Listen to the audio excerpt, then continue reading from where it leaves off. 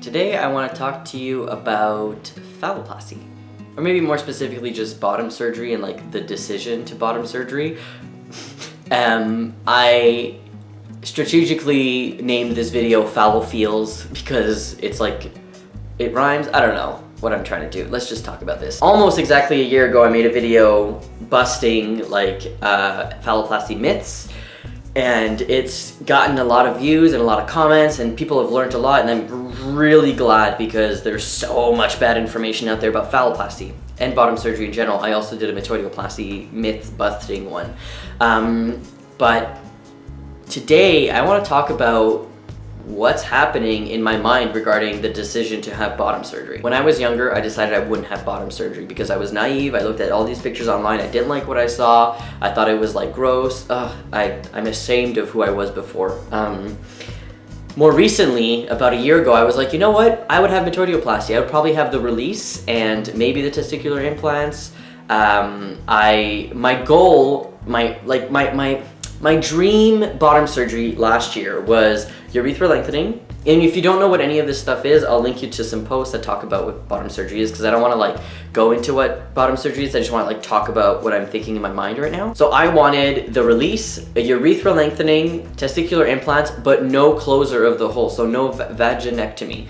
And that the hole is still good for penetrative sex. That is what I wanted. It's my body, I'll do whatever I want. Some people are like, ew, that's disgusting to keep your hole open. Whatever, it's not your body, you're not the one fucking me, like whatever. Anyways, I'm being vulgar, I'm sorry. So that's what I wanted, and man, at the trans conference, at the Philly Trans Health Conference, I went to the panel discussion by Marcy Bowers, and she talked about ring metoidioplasty, which is exactly what I'm describing, which I never thought existed, because when I went to Dr. Broussard in Montreal for a consultation, he said it's impossible to do. And not that it's impossible for him to do it, it's impossible for anybody to do it, and if anybody says that they can do it, they're not giving you accurate information. Marcy Bowers, in a group of a whole bunch of people in the room, said what ring metoidioplasty was, and I asked a question, and it was like, oh, is the hole big enough for penetrative sex? And she said, if you want that, we can make that happen. And I just started crying.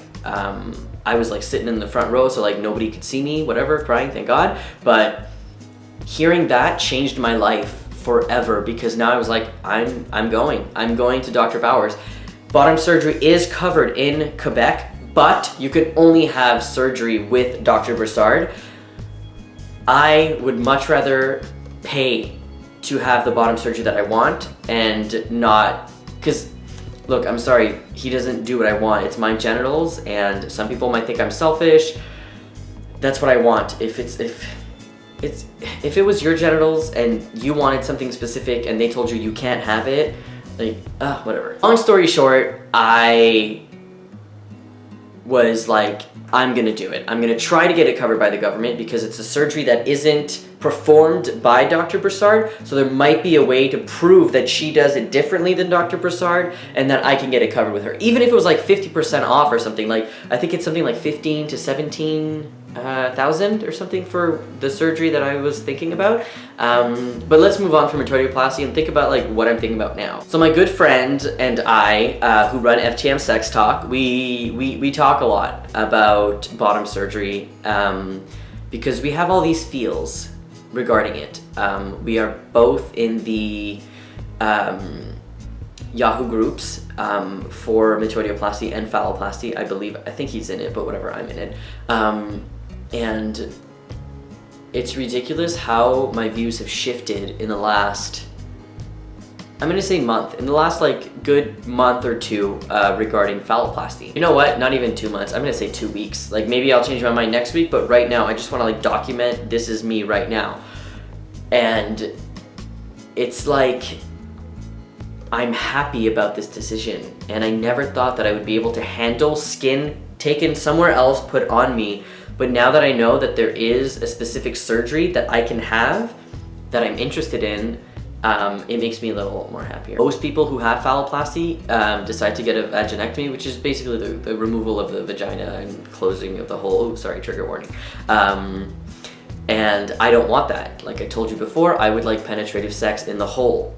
Maybe in the future, when I'm like close to the phalloplasty like dream, I won't want that anymore. But at the current moment, it's something that I really want to do and really enjoy. So I found somebody who has had phalloplasty and is able to have penetration. Yeah. They're from Germany, I believe, and they have a bunch of pictures and videos that are accessible, I think, to everybody online, and it makes me so fucking happy that that's a thing. To be honest, if I was to have bottom surgery, if you tell me tomorrow you can have bottom surgery for free, go right now, I would go to Belgium. I can't say his name. Monster. I'm so bad with names. Oh my god, I can barely spell my name. Fuck. Let's call him Monstri. That's probably not how you say it, but in Belgium. Yo, his results are fantastic. I would probably do the leg phalloplasty, so ALT, and by leg I mean like they take the skin off of your leg and that's the donor site. To me, the results that are produced in Belgium are fantastic, and I would need to talk to some people about experiences with like vaginectomy and stuff like that, because I'm sure that there's a way to do it. So right now I have all these feels, these phalloplasty feels, and it's kind of conflicting in my mind, to be honest. At this point in my transition, I am super interested in bottom surgery, just like the research aspect and like really finding out what's happening with bottom surgery and results out there. And it's something that I'm not like shopping around, but basically it's kind of like window shopping, I guess. Because in the next 10 years, I think that phalloplasty is definitely something that I would want. Let's wait until I finish like grad school and like maybe like have like a condo or something like that and like settle down. Phalloplasty is super expensive, but oh man, yo, I can't like I'm in a couple of phallo groups, whatever, and when I look at people just posting, they don't post pictures, they just like post about their experiences and how they feel afterwards. It's like, I know that I wanted metoidioplasty, but now I feel like I would want phalloplasty because I want something that's like bigger than metoidioplasty. I don't know. All these feels, man. Yeah, that's really basically what I had to say. If you have any thoughts, go ahead. I've talked to some of my friends. My best friend in the UK is like, I keep changing my mind every day, and I tell him I change my mind 17 times a day. It's not constantly on my mind, but when I go on like FTM Sex Talk or something like that and I think about it, it's just like ridiculous. If I go on Facebook and there's like all these like pop-ups and stuff from these bottom surgery groups that I'm in on Facebook, it's just, I don't know. It sucks that my mind is just like changing its mind all the time, but also I feel like it's a good exercise for me to really find out what I need and what I want, because there's certain things that I want from bottom surgery and there's certain things that I really don't want. So I'll just have to like see how it goes in the next 5 years. All right, so that's all I had to say about this topic. If you have any questions, if you also feel like phallo is like, or metoidioplasty, it's like nonstop, like what do I do? Who do I do? Where do I go? Who surgeon do? What thing to do down there? Then let's talk. And I'll see you later.